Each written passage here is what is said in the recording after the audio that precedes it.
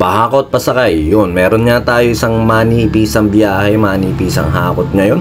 At tatlong items lang kukunin natin, rep at washing at isang TV.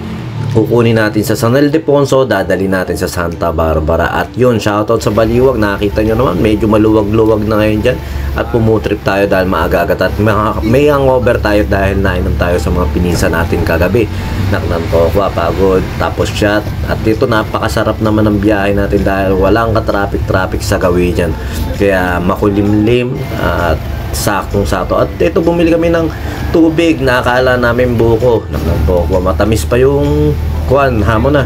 At ito na nga, biyahe kami, isang mabilisan lang yan. Nakuha na nga natin yung mga kukuhanin natin, pero yung rep hindi namin nasa, napakabigat pala, kaya malaking bagay sa atin yung meron tayong ginagamit na panulak-tulak na ganon. At makikita na rin yung mamaya sa video na to na nandoon sa dulo, mas naging kapakipakinabang yung pushcart na yun. Pushcart ba tawag doon? Basta ganon, yung may gulong na yun, dahil na malayo-layo yung pagpapasukan namin ng gamit, para mga 100 step mula doon sa may bukana ng pagbababa namin ng gamit hanggang doon sa pagdadalan. At ito na nga, medyo isang mabilisang biyahe lang to, nandito na tayo sa pagdadala namin. Medyo hindi pa siya simentado at ito nakita ko puti, kaya napakahirap maglinis ng truck. Pero hamon na, ganun talaga buhay. At ito isang mabilisan lang to, dyan lang yan sa Aldama.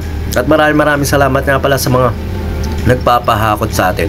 At patuloy na madaming nag-i-inquire at patuloy na madaming nagpapahakot. At syempre, ang truck namin ay pasok sa budget nyo. At syempre, tutulungan din tayo ng mga tagabuhat natin. At ito na nga kami mismo sa ating pagdadala. Nakita nyo yan, Eskinita ba tawag dyan? Oo yan, basta malayo-layo ng konti, doon pa sa dulo-dulo na yun. At ito ang talagang naging blessing sa amin. Kung wala kami yan, ako po, putol-putol siguro mga katawan nitong dalawa nito sa bigat ng rep na yan na pagdadalan. At ito na nga, maraming salamat muli kila ma'am. At pagkatapos nyan, may pupuntahan tayo ko yan, pinagawa natin. Yun lang, sumayin nyo kapayapaan. Peace be with you, God bless.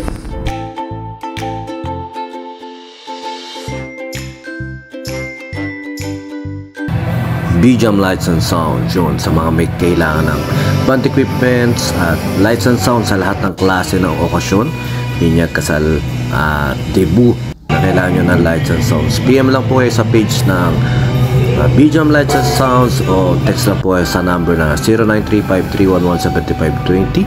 At pag-usapan po natin kung ano yung maitutulong namin sa inyo. At yun, syempre pag kailangan nyo rin acoustic band, full band, PM lang din po kayo sa amin. At baka matulungan din po namin kayo sa pag-i-entertain sa mga bisita nyo. Ayun lang po, sumayin nyo kayo kapayapaan.